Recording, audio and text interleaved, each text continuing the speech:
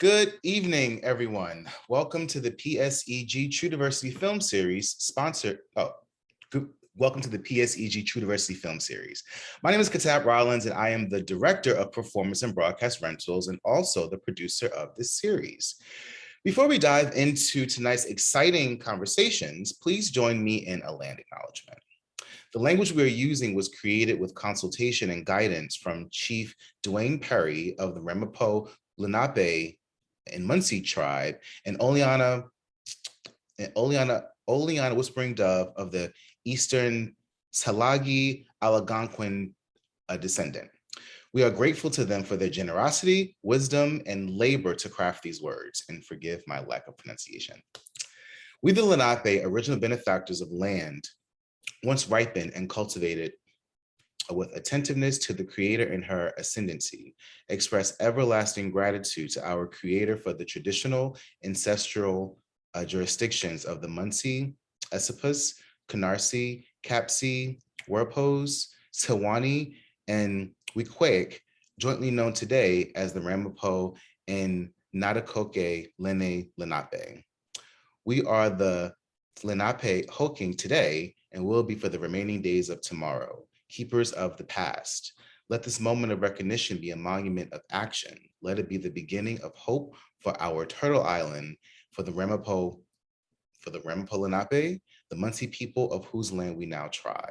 Here on this land, in this place of the Munsee, we acknowledge our debt to those who have come before us, to those who have been denigrated and suffered for the sake of cultural and land appropriation. Let this, our land acknowledgement, be the beginning of our return to unity. Let us be guardians of the water, the air, and the earth, of the four-legged, the flyers and the swimmers, the crawlers, the mammal people, and the green. Let us now stand lifting our humanity, enrapturing with Earth's consciousness as guardians of harmony and kindness. This acknowledgement demonstrates our ongoing commitment as a community, working to dismantle the continued legacies of colonialism, oppression, and systematic racism. We offer a pledge of social justice awakening and education in order to raise the level of awareness and to ultimately strengthen the communal fabric, which includes outreach with our Indigenous neighbors. In this way, our collective voices can disrupt the patterns of social justice through reverence of the Native people who share their land, and by revitalizing Indigenous history through Indigenous-specific programming. Wow, okay.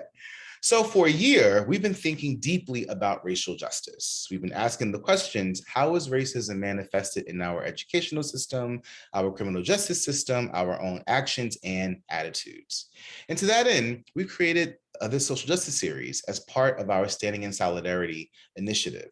The purpose of this series is to bring our community together and to acknowledge everyone to take part in the movement to ensure civil rights for all. Since last June, NJPAC has presented a series of events and initiatives focused on promoting racial equality. On our website, you can find archived prior social justice panels, as well as resources that will help you take action. We are also happy to have as our advisors the NORC-AACP, the New Jersey Institute of Social Justice, NORC Arts, and the Truth in Racial Healing and Transformation Center at Rutgers University North. So in this year also, our gatherings in Standing in Solidarity have examined all angles of these various issues. We've covered voting and census and Black entrepreneurship and violence against Asian Americans and creating safer spaces for the LGBTQ+ community and more. And to conclude this year-long project of reflection on questions of race, equity, and justice, we're going to revisit some of the most thought-provoking of our panels in live sessions like this one with members of the Art Center's own Social Justice Programming Task Force. Tonight, we're going to revisit two topics. The first topic of the evening will be a recap and discussion on white fragility. And the second part of the evening will feature a discussion on policing the police, two fantastic panels that we had last fall. And we encourage you, the audience, to join the conversation in the comments section so that we, the panelists, can interact with you in the course of the evening. Ready to get started? Okay, good. Please welcome Donna Walker-Kuhn, the Senior Advisor of Diversity, Equity, Inclusion at NJPAC, and Chelsea Keys, who's the Director of Special Projects. And they're going to do a recap of white fragility. Thank you, Katav. This is such an important topic, and Chelsea and I just thought that we want to unpack this a bit more as part of our Standing in Solidarity. So we're going to just get started. I'm going to get out the way because I can't wait to listen. Okay. So the first clip we'd like to show is Dr. Toby Stein, and she's talking about a very important issue as it relates to being an ally. So let's take a look.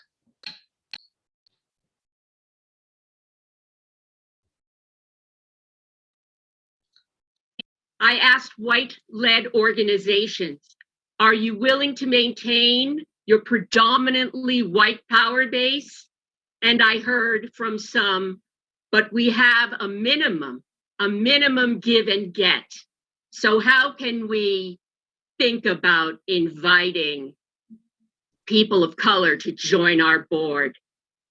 I will say to this outrageous answer, as Melody Hobson states in her TED Talk, be color brave. Change your deficit-based criteria. Transform your deficit-based criteria to an asset-based criteria.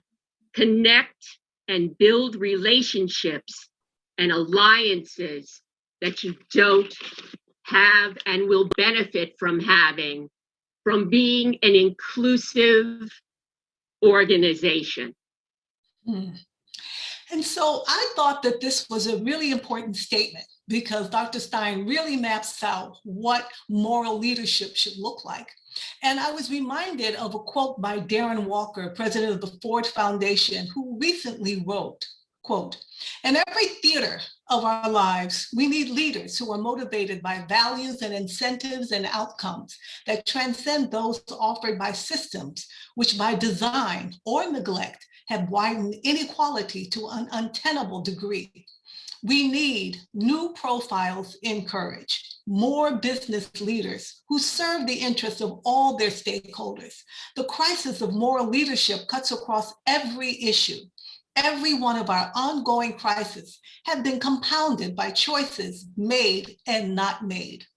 Choices that deny humanity and dignity and justice to others on a daily basis, whether they have taken the form of active harm or passive neglect.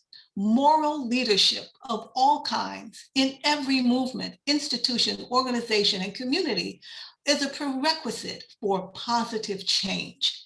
And I think Dr. Stein really kind of maps this out, in her presentation. So just a couple of key points that I was thinking about. First, Dr. Stein is a white female academic researcher who's literally devoting her life to being an ally for communities of color and marginalized communities. She's very active in this role and demands dialogue and action from white cultural institutions. And I appreciate how she responds to the statement of lack of inclusion and how to challenge those beliefs. I also like her point about being color brave when she quotes Melody Hobson.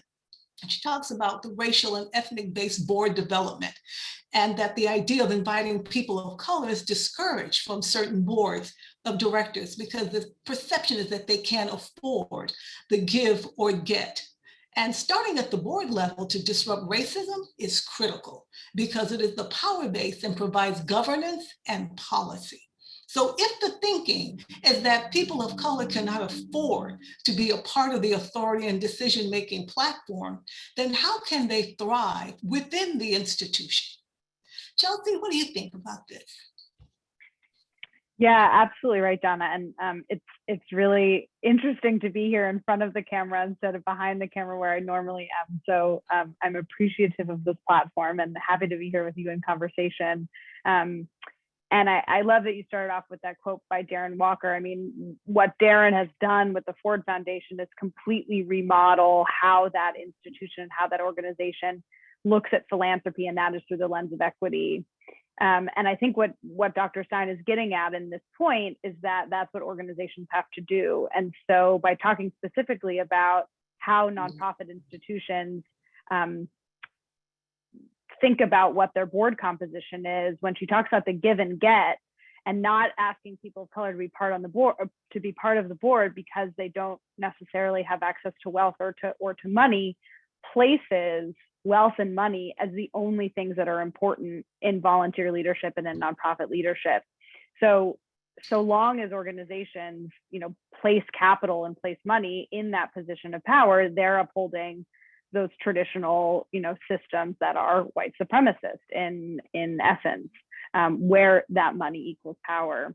So when she talks about this deficit-based criteria, what she's referencing is that nonprofits don't engage people of color because they don't have access to that. But what she does in her daily work with nonprofits, and this is what organizations have to do, is get away from that deficit approach and rethink what is important and what is valued. And what is valued, what should be valued, is diversity of thought. And that doesn't necessarily have to just be racial diversity, right? I think that can be age, that can be diversity of thought. Have artists on your board, have community organizers on your board. I mean, we think about this from an arts organization all the time.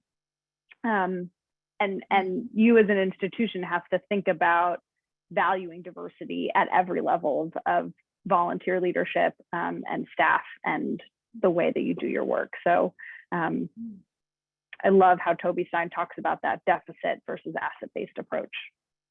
Yes, yeah. Thank you for excellent points.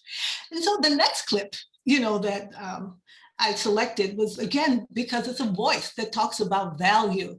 And what I'm excited about is Becca Zimmerman, who someone who's really impressive.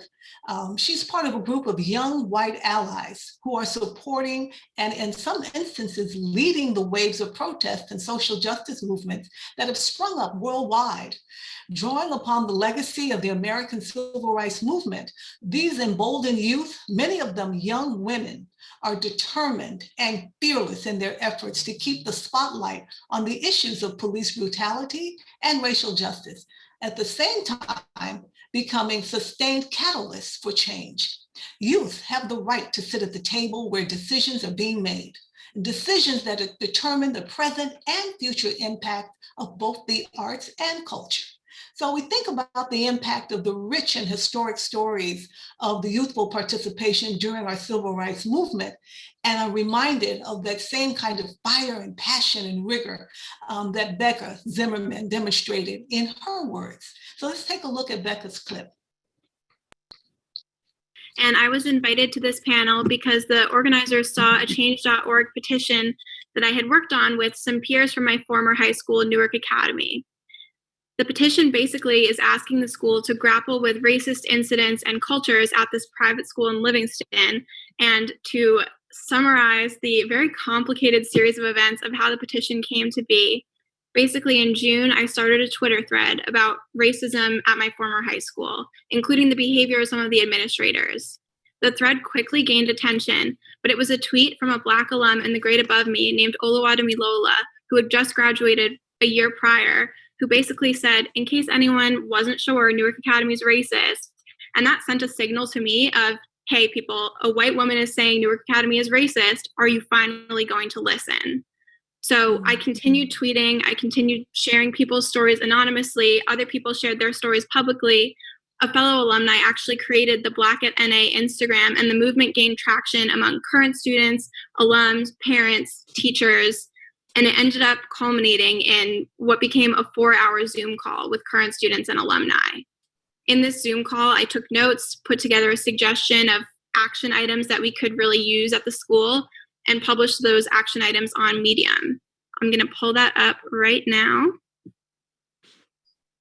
I hope everyone can see that.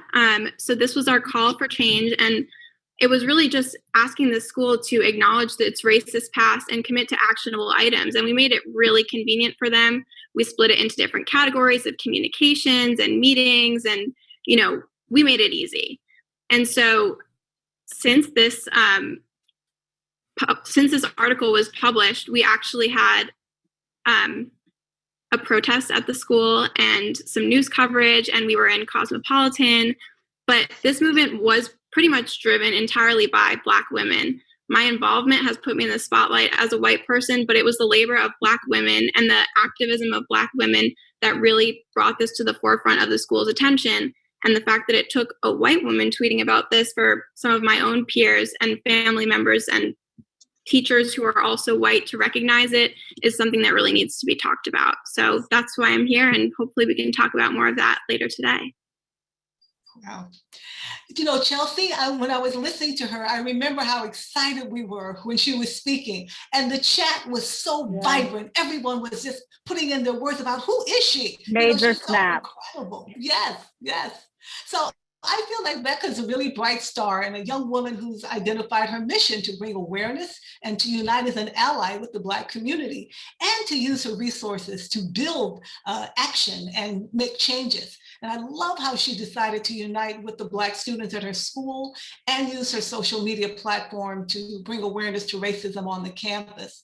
And I appreciate her acknowledgement that as an ally, she is supporting and not taking over. So 2 key points that I heard from her, one is a call for change.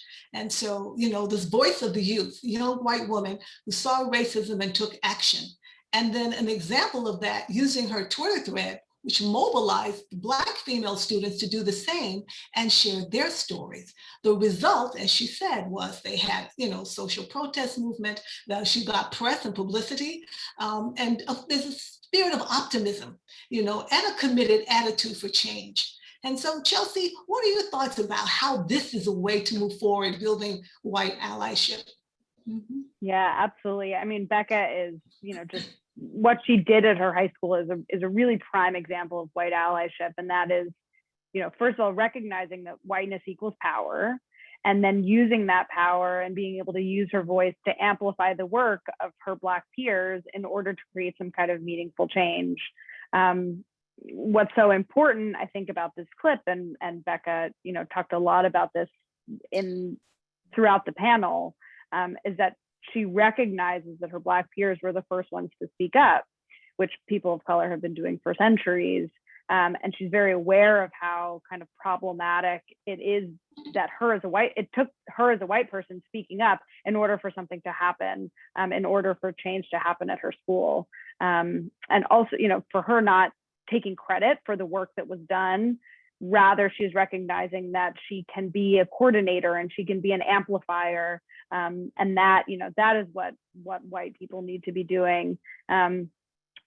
So what she did really gets to kind of the point of white allyship, and that's to be able to continually listen and learn, dissect how white supremacy influences all of our systems. But what she did, and this is, kind of the point of white allyship and anti-racism, is to take it one step further and be actively anti-racist and never be complacent when you see something. And Don, I loved how you talked immediately about the youth voice and how Becca's a great example of that. And I'm really excited and eager to see what happens when Gen Z gets into positions of institutional power and political positions.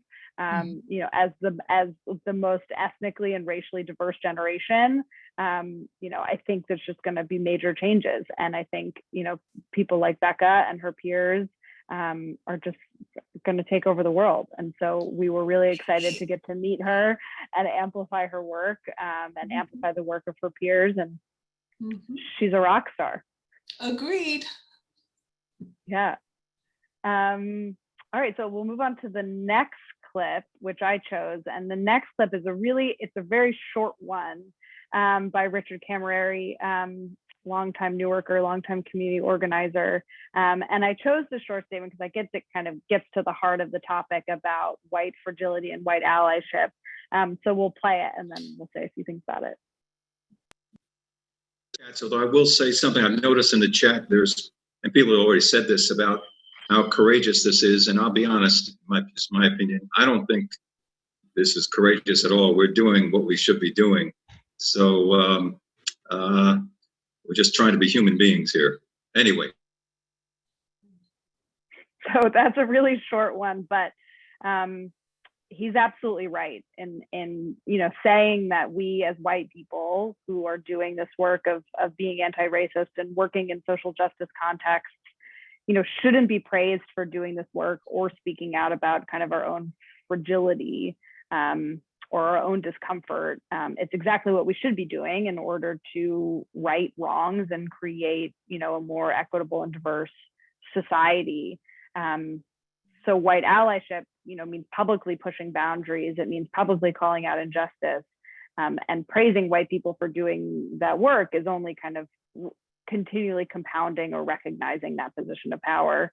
And I like how Richard kind of implies that in the statement of, well, don't call us courageous, this is just what we're supposed to be doing, it really decenters the me or the I in being an ally. Because being an ally, of course, is not about me. It's not about myself. It's not about the individual. It's about the greater good and the sake of humanity. And so white allyship, can't be about praise or being seen as a good white person, which kind of white liberal identity kind of falls into that. Sometimes as people virtue signal and post a black square on Instagram and say, well, I have black friends, or I read this book, or all of those things are important. Donating to social justice organizations and great, but certainly not enough, and certainly shouldn't be kind of wielded. So Donna, what did you think about that kind of great one-liner that Richard had? What resonated most deeply for me were his words, be human beings. I just thought, oh my goodness, yes. Now, what does that mean? So at the same time as we were preparing for this, I started reading Caste, the book by Isabel Wilkerson. And her findings clearly demonstrate, and this is what she states in her book, that being a human being is not assumed. And our history has certainly indicated many instances, especially with slavery, when neither white people behaved as humans and Africans were not treated as humans. And so I was thinking about, what does Richard's statement mean when he says we're just being human beings? And the other point about this moment is something to be celebrated and acknowledged. And Richard says, no, we're doing what we should be doing, as you pointed out, Chelsea. So then I think about, how should this be presented and received? If this is becoming the new normal, and how we're building inclusive organizations and disrupting racism, how do we present that? And how do the recipients receive that? And so those are things that really resonated for me when I listened to that clip. One of our attendees put in the chat, congratulations should only be given after the work is achieved, which is really interesting to me. And some of this work is completely ongoing. So that's an interesting comment. Thank you for that. Yes. So our next clip is from Mark Katz, who's a professor of music at UNC and is a founding director of something called the Hip Hop Cultural Diplomacy Program called Next Level. And I chose this clip because I think Mark gives a really good example of what I kind of saw as an aha moment that caused him to think about how he occupies space and power as a white person. So let's take a look at it. Recently, I was nominated to run for an office in a professional organization I belong to. And at just about the same time, I was also asked to apply for a high-level administrative job at another university. I actually decided not to pursue either. And just for personal reasons, I just didn't feel like it. The result in both cases was that a Black person got the position. So, of course, they may have gotten the positions whether I applied or not, but it did make me wonder something. I wondered whether in the past, not whether, but how many times I've taken up space and power that a non-white person deserved to have. So I have no idea, actually, but I'm sure that it's happened. And that's one thing that's so insidious about structural racism and white privilege, that we don't even know sometimes when we are benefiting from it, when we are taking unfair advantage of it, even if we're not aware. So that's one thing I'd like people to think about, white people to think about, is it's about how you occupy space and how you occupy power. So progressive people often talk about reducing their carbon footprint. So I'd like my fellow white people to also think about reducing our power footprint. Wow.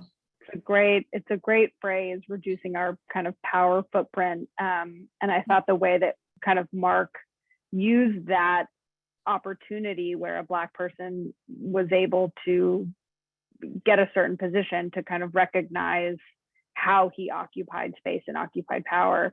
And I want to just share kind of a quick story of an aha moment that I had that allowed me to kind of unpack that a little bit more. So last summer, NJPAC had weekly all staff meetings in which we talked about changes operationally and staff-wise. And of course, this, the pandemic also coincided with all of these renewed conversations after the murder of George Floyd about racial equity.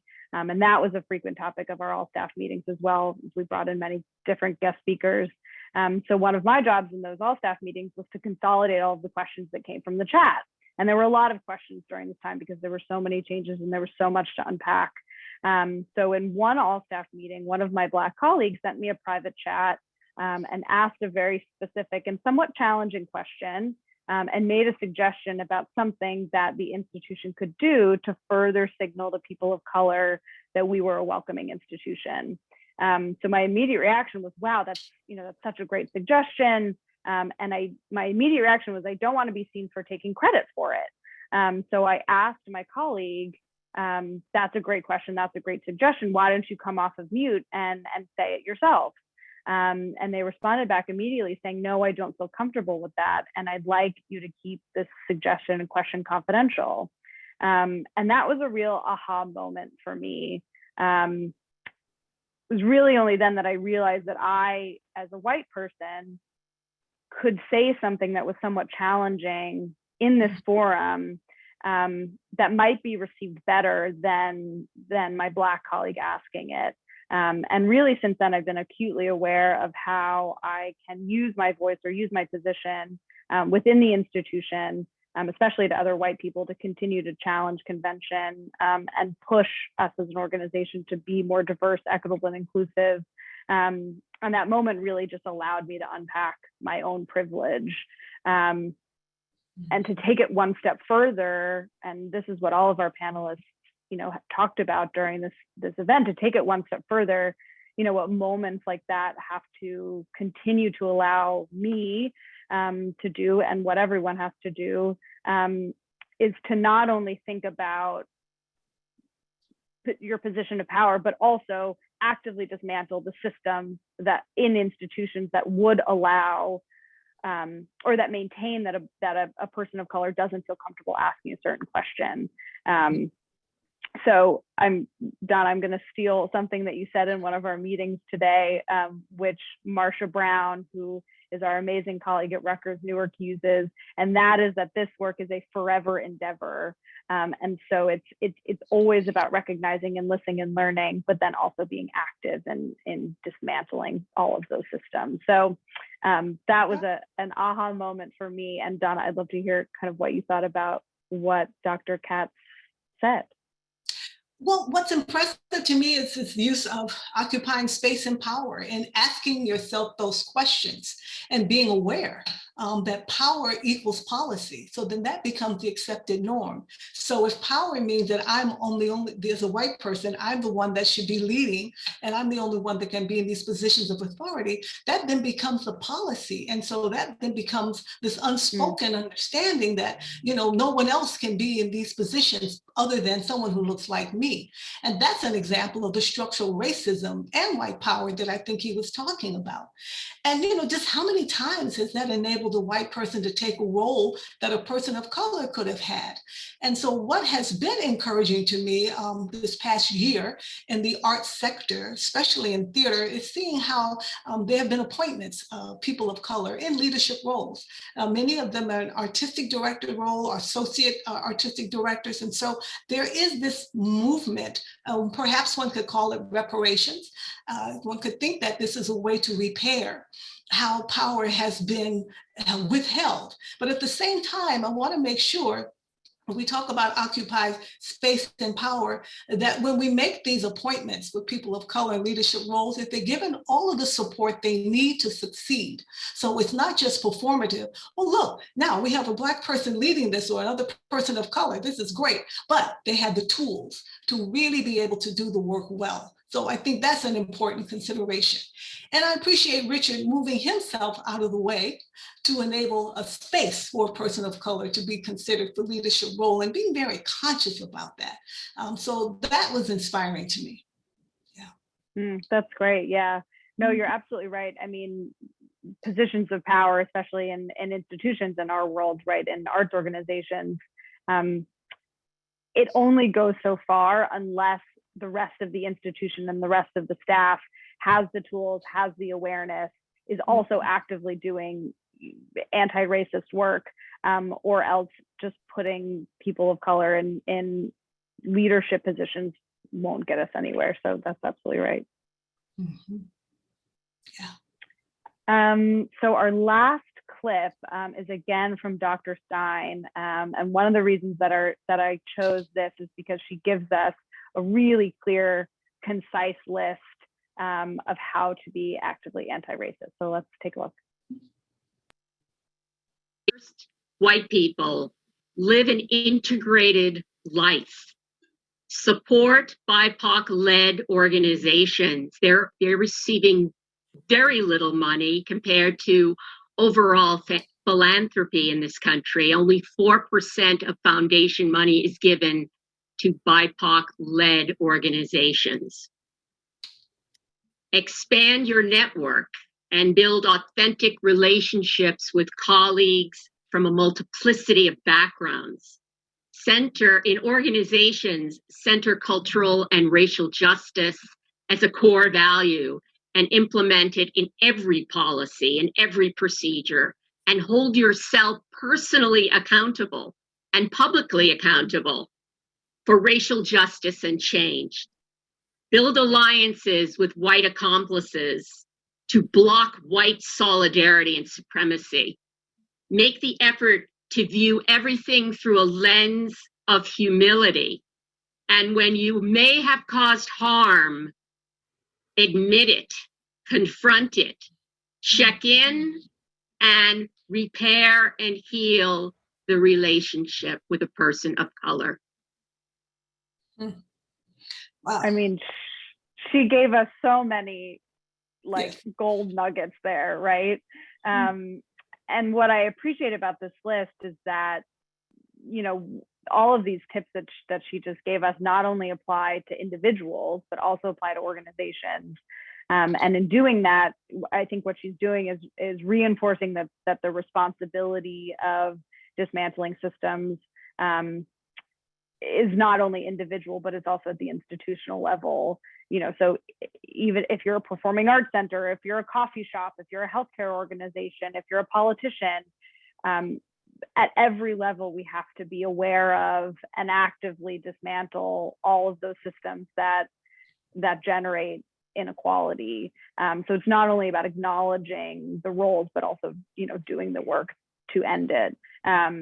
And I also, the last thing that I love about what she said is that she talks about doing this work publicly, which, you know, kind of gets to one of the earlier points we made about kind of making this work visible, not because we want to be congratulated on it, because, you know, it sets an example for others and signals true commitment from an individual or an institutional level.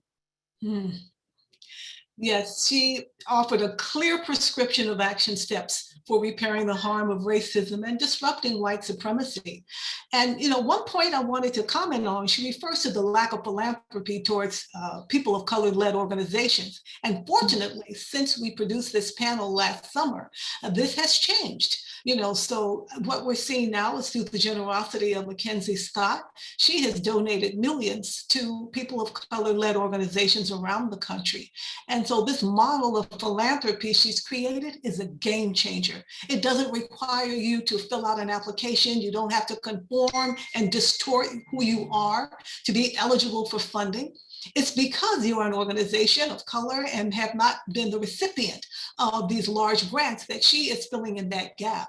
And along with her, we see the same effort happening with the Ford Foundation and the Mellon Foundation, really looking at arts organizations who typically do not get the significant grants to do the big dream work and giving them that, in a very accessible way. That is so exciting to me. And I'm looking forward to seeing what the results of these will be. In many instances, the size of the grants was larger than the annual budget of the arts organization. So imagine getting that amount of money and being trusted that you will do something that will positively impact the community.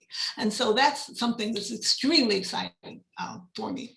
And then I appreciated Dr. Stein's point about the importance of humility, apology, and acknowledgement of racist behavior, and not just pretending it didn't happen, because that's the part that leaves the scars. And so I appreciate her talking about building this ongoing culture to repair the harm. And so for me, at the end of the day, it's accountability and transparency. Those are the bookends for disrupting racism. Yeah, absolutely. No, it's been really exciting and encouraging to see what's happened through arts organizations in this whole last year. And it's time. It's time. And the work is continuing. And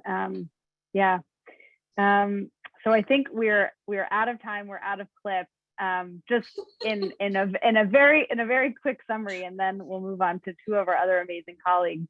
I think the point to reiterate is that this work of being an ally, becoming anti-racist is all about continued learning, continued accepting, continued discomfort, so that we as a society can, really work towards both justice and reparation.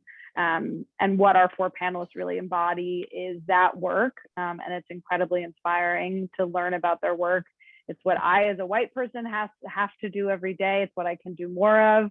And it's what, I have to encourage fellow white people to do. It's been such a privilege to be part of the Social Justice Task Force, in which we discuss 1.5 million issues, and also put together these remarkable Zoom discussions that we've been having over the last year. And I just want to publicly thank Donna, Kitab, Aisha, Danielle, Charlene, Latoya, Purple, and Jen for all of their expertise, all of your thoughts, for educating me, even though I know that that's not what you're intending to do. It's been an honor to be part of this work, and I'm really excited to continue doing it. Wonderful. Thank you so much, Chelsea. Thank you. I was thinking about where are we in this trajectory of, disrupting racism in our arts sector? And I believe we're in process. I think we've defined the need, and it's articulated in a variety of ways. Many arts organizations have issued statements. They have them posted on their websites. They've been board approved. And as we've seen, there's been funding allocated specifically for this purpose. So I believe we're on the cusp of implementation and sustainability that will allow us to create long-term impact. But again, what I think will really change the concurrent conditions that we have is for each individual to take full responsibility that I'm going to be the one to change. So one of my favorite quotes from one of my mentors is, when you transform your heart, your everyday actions will undergo a change, and you can even transform your environment. The creation of an ideal world begins with the metamorphosis of a single individual. So there are no shortcuts nor silver bullets for enabling anti-racist arts organizations. It's the day-to-day work that we're all committed to doing. So thank you very much. Thank you. Thank you, Donna. You're welcome. Well, all right.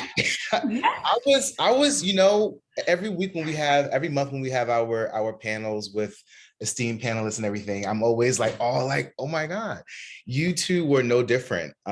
So thank you for sharing and expressing your thoughts about our fragility panel. And Chelsea, I really hope that colleague of ours who didn't want to speak up has since come has since spoken up in other meetings or have made themselves and their thoughts known to the institution.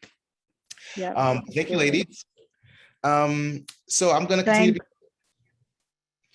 I'm going to continue to be. Now I'm going to change hats now. Not only your kind of host and producer, but now I'm your panelist with my colleague Aisha Marable, who's here, who is the Assistant Vice President of Community Engagement.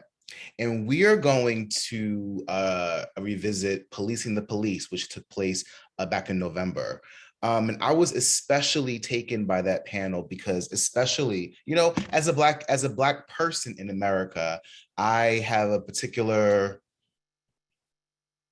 I don't want to say fear, aversion, but I'm not always comfortable about the police, and especially, you know, the murder of George Floyd was such a catalyst in our country last year to really put a different set of eyeballs on the police. And so the film that we use as a source material it aired on PBS. It was first aired in 2016 when Mayor Ras Baraka came on. It was centered about the decree that had happened, and since George Floyd and everything and more developments, they updated it. So let's just dive into it. Ready, Aisha? I am. And I welcome you to, I'll introduce the first clip. I welcome you to kind of just chime in. Let's just talk and chat how we do at our desks all the time. Absolutely. And I want to welcome all others who are listening in. Please chime in the chat. We want to hear from you as well. So the first clip was by this dynamic woman named Dr. Linda Carter. And I hung on to every word that she said, right? So, okay. The real truth and underlying force of any situation lies in the why, not the what, but in the why. And Linda's perspective of some of the underlying causes of the historical violence towards Black people was on the nose. Let's see that clip. So there's a long history of brutality, but in order to continue this, you have to condemn Black people. You have to see them as people who are not human, because that's the only way you can shoot to kill, you know, and be afraid of people. Whether it's a Black or a brown police officer, they take on the same attitudes too. It's not just a blue. It's just that you have situations where individuals of the same color also condemn Blackness. And so these are some of the results that we see. So I think that it's not so much the fact that the history of policing, it's more the fact that Black people and their position in this country is that part of a caste, as Isabella Wilkerson mentions, that we're at the bottom and that people who do anything to us because we haven't quite moved as a group for many people in terms of having humanists. And so, you know, I refer people to Mr. Khalil Muhammad's book, Condemnation of Blackness, because whether it's you're writing about Black people in the criminal justice system, the data, everything is geared to our inhumanity. So that makes it easy for people to treat Black people in the communities the way they do and not be punished. That like minute and some change clip was, I mean, it was so dense with analysis of, you know, the treatment of our people in this country. And when she said the condemnation that, you know, that people are able to condemn Black people because we're seen as less human, it just resonated. You know, you think about when you consider somebody human and equal, you extend them grace, you're kind, you're respectful, you don't want to harm them, you're forgiving.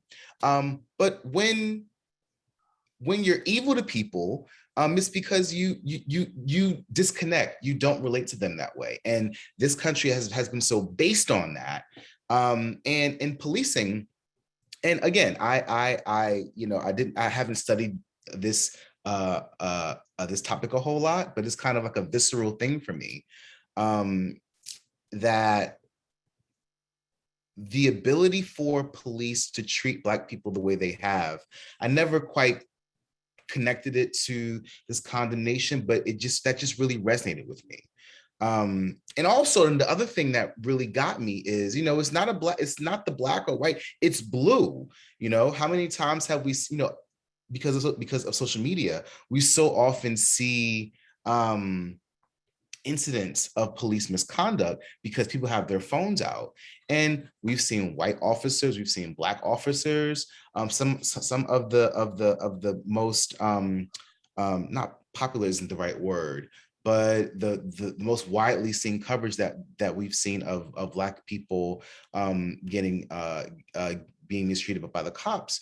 We've seen that by Black and white cops, and the ability for, it seems that with, of course, not all, but the ones that we're talking about, that it's the blue that they plug into, and they can divorce themselves and divorce the person that they're seeing as not as their brother or their fellow human, but as something else. And that's just, what do you think, Aisha? That's enough. That statement, condemnation of Blackness, that really hit home for me. Probably because she was basically saying that inhumanity is tolerated and accepted. And for me, that's intolerable and unacceptable. When I heard her saying that dehumanizing is being used almost as a prelude to kill, the notion of dehumanizing an enemy prior to killing him or her is like a battlefield concept. And that police of color or any color, blue, right, can dehumanize citizens of color suggests that it is a life or death mindset that is not driven exclusively by race, but really by this perception of survival, them versus us.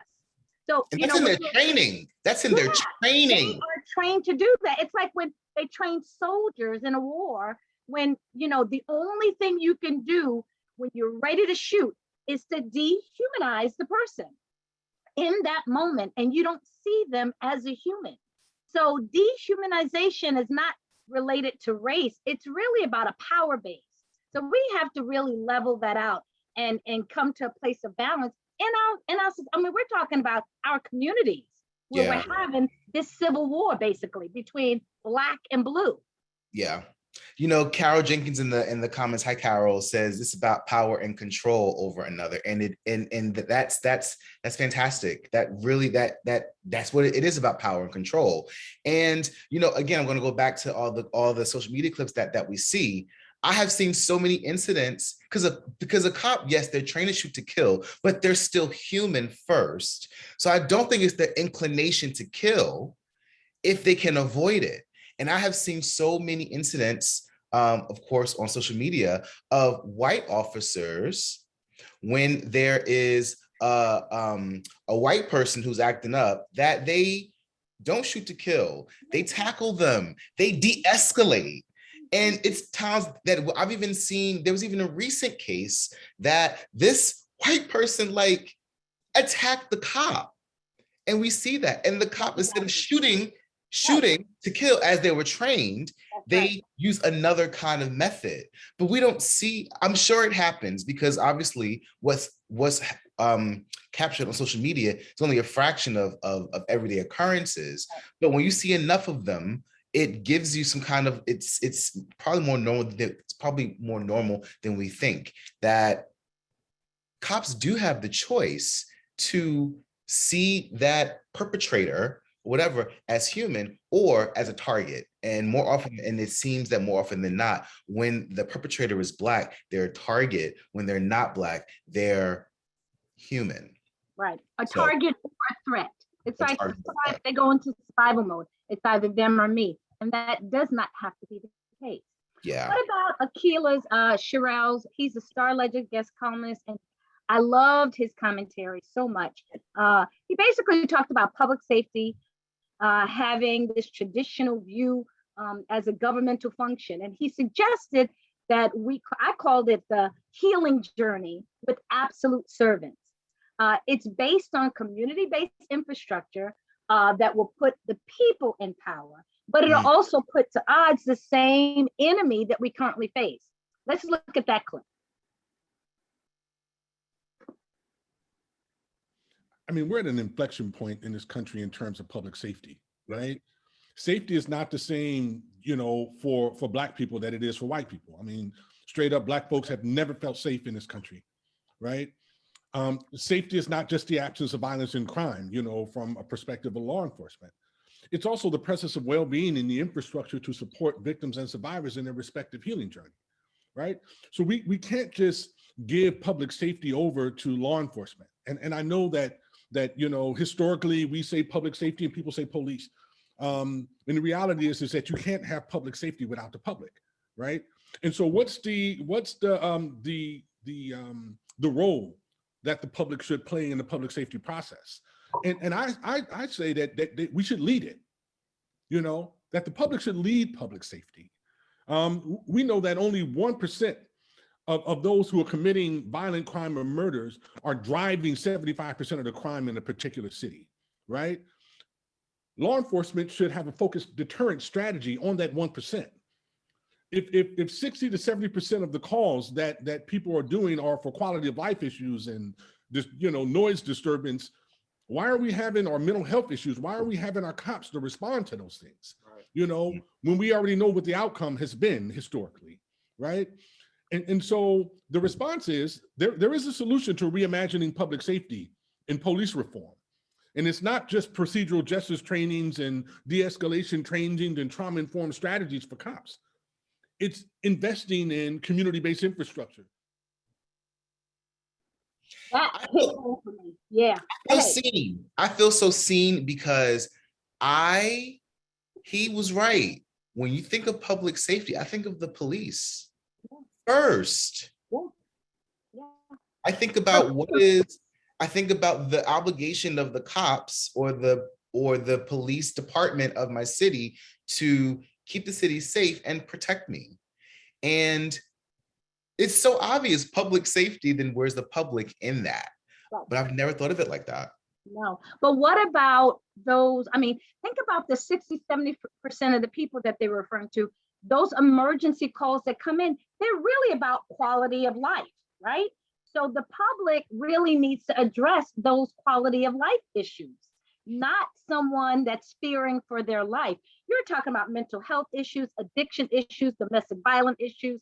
And yet when they come out, instead of getting the help they need when they call 911, they are fearing for their life. The last thing they need is for police to then start jumping off on them and take their dignity away in this crisis moment. The last thing that we have when we are in crisis mode is our dignity. And as we've seen over and over again, our brothers and sisters, they fight to the end to keep their dignity. So we need the public to help diffuse that. Many family members call the police or call 911 to try to get their family members help who may not be on their medication, but it's not their intent for the police to come and harm them. So we got to really rethink that process and how we police the police. We have to, as the public, give them some authority, but not all of it. I like what he said about that. I love that, but I really wonder what that looks like, right? Because I have to say, you know, I'm also still a person that consumes media, right? And although I love my people and I love my city, there's always been a perception of, you know, I fear for I have my own fears too. And how many times do we see something that happens that we could step in, but I might have a fear that if I step in and I say something or do something, then that incident will get turned on to me. Right. And so I look forward to more talks about what does this community infrastructure that he's talking about needs, that Akilah said should be invested in, what does that look like? You know, well, for me, I think that looks like our police looking more and more like us in the community, no matter the color. But instead of them coming in as warriors, have them come in as guardians. Have them actually put on a mantle, no matter the color. I'm not talking about just only Black police in the community, but have them, give them civility training where they feel comfortable in our community, where they can become part of the community. And there's an absolute public servant mindset that they take on. It's a totally different response. When you get a call, once you see somebody is differently abled or dysfunctional, you tend to deal with them differently, not pulling your gun immediately or Right. pretending your mace was a gun. Oh, I thought my mace was a gun. No, you know the difference between the two. So there should be no confusion. And for what I can tell, there's like a one-size-fits-all approach. It's like they say they have that they have the escalation training and all these other kind of things, but it really seems that it literally seems that like they're trained to just do one thing, and they don't have the not the grace, but that discernment. That, like it is compassion. It goes back to the humanistic thing, right? They don't have the compassion to, if you see a person that's clearly in a mental health crisis, they don't warrant the same kind of a methodology and whatever, as if it's a person that's actively trying to kill you, you know? Police have to be seen as community allies and not enemies. And when that happens, I'm hopeful. So I'm hoping that happens, but it has to start with civility training. It has to. Somebody in the Q&A says to set up a task force like SVU that responds to mental health calls. They should perhaps carry items to disable, not kill. Yes, Rhonda, totally, I love that. There should be multiple teams. And when a call is dispatched, some things should go to cops that carry guns because it's a violent matter. Right. But like Akila said, if most of the calls that they're getting is quality of life, then maybe there should be a department in the police department that's charged with quality of life. You don't need guns if somebody got their noise, if the radio is turned up loud. Right. I agree. I would love to see more of that, and to find other models, because I'm sure that there's some communities, probably smaller ones in our country, that have done that. I would just love to see how that's been working for them. That we're not hearing about. We hear about all of the awful situations, and we know that there are thousands of good opportunities and experiences between police, but we don't hear about those great experiences. We only hear about the negative, but we need to do some research and find those areas that are making it work, making it happen themselves, and replicate that model. Replicate the models that have been working. Somebody else saying a special crisis intervention number, and not there should be more than 911. There could be 911. There could be other 11s that the public is then trained to call, that then dispatches the proper kind of safety. Yeah. So I agree. Yeah. And moving on, the next clip came from Sergeant Patrick Callahan, who's a state trooper, and he does a lot of work in community engagement. That's why Aisha is very familiar with him. But I chose this clip because of his transparency. So let's see it. Before we go on to the clip, I want to say thank you to everybody who can stay a little longer. I know that we said that we may end at 8, but we need some more time with you. Is that all right? Stay on. Yeah. From my perspective, I think consent decrees are extremely effective and warranted when agencies cannot seem to police themselves. I think our Attorney General in the last 3 years has done a phenomenal job with community engagement and diversity and inclusion. Our Citizens Academy that we've had to make ambassadors, so we pull back that curtain and show how we investigate shootings, to show how we investigate in custody deaths, to show how we hold each other accountable, because that's what the public wants. They want to see that qualified immunity isn't a free pass for a law enforcement officer to do whatever he or she wants and be defended by some, legal technicality. That, it was really, first of all, thank you to Sergeant Callahan for his candor and his transparency in that.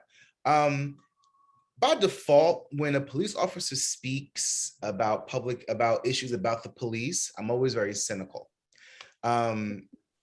Because you can be trained to say all the right things, but I appreciate that from his mouth publicly, he recognizes that the citizens want to see that qualified immunity isn't just a get out of jail free card.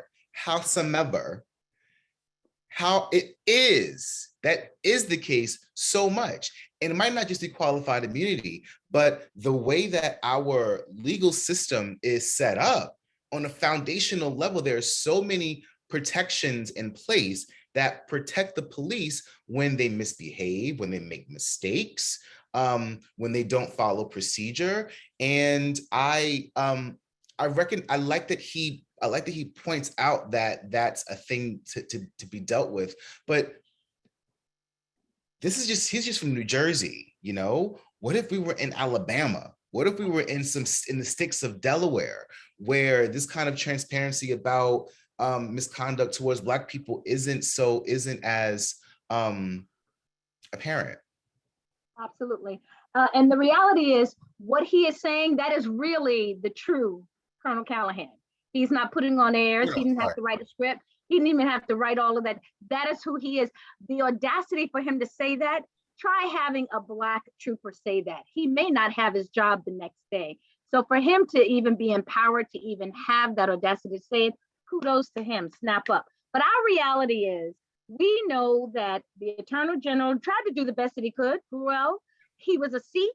He represented diversity. He pressed for diversity. And where is he now? No longer there. We have a whole new Attorney General. So we're starting all over again. Now, the new Attorney General, Andrew Bruck, he seems like a nice person, but I don't know if he's going to have us undoing everything that we've already started. So I really would like to see what the Citizens Academy has accomplished in the past and what we may be able to accomplish in the future. The reality is, out of the 36,000 police officers and the 3,000 troopers, there are really only 1,200 civilians that operate in the authority as police. So are they really empowered to do the work that needs to be done? Are they part of that Citizens Academy? Are they part of the answer, or are they given a title, given this ambassadorship and a certificate, but really have no power? I would really like to see what's going on with the Citizens Academy, because it sounds like a nice progressive move toward the right path, but is it really activating change? Or is it a Band-Aid just to tell the community we're working on something and there's really nothing happening? I'm just curious. As I said, I'm always cynical when it comes to police and procedures, because everything is designed to protect them. Now, granted, police have there's a lot of stress in that job. They have a very important responsibility. And so I do believe that there's that they need some protections when they're carrying out their job as they've been told to. The thing is the way they've been told to do their job is what leaves room to be designed, is where the magic can happen and change, because the way that they're trained can be, as we've said before, inhumane in how you see other people. And also when it comes to investigating, I didn't read up about the Citizens Academy and how much they're being transparent about how police investigate themselves. But from what I see on the news, all I have is the news that's at my fingertips.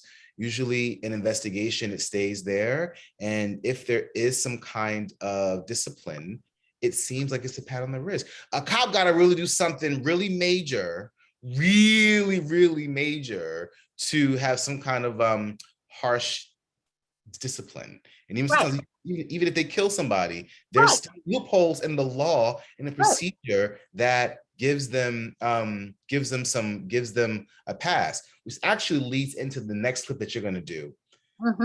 Yeah, that whole still getting your pension and your benefits package after that qualified immunity. If we don't have it, we can't get away with that. If we did any infraction, not even half as much as any heinous or insubordinate act, we would lose our job without any kind of. Come on now. Our jobs and possibly our freedom. Hello. So Linda Carter taps right on this. She says, please apply the pressure for change.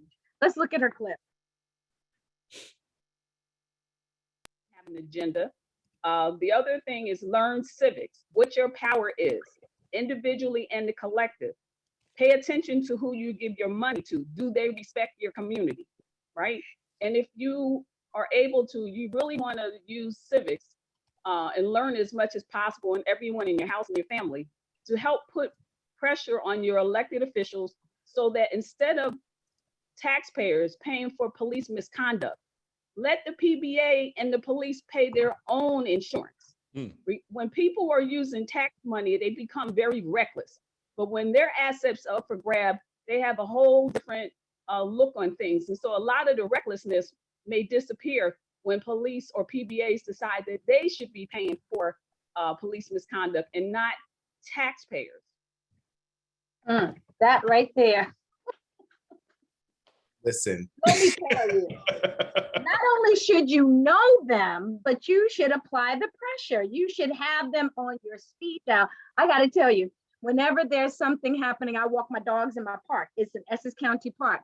And I have the sheriff on speed dial. Let somebody come in the park with their dog, their pit bull off of a leash, running in the park. I call them and they dispatch a car immediately because that's my right to make that happen. And even if there have been times that I've actually seen somebody get ticketed, but then the next thing I did, don't penalize everybody, put a part of the park with a little fenced area so dogs can run free.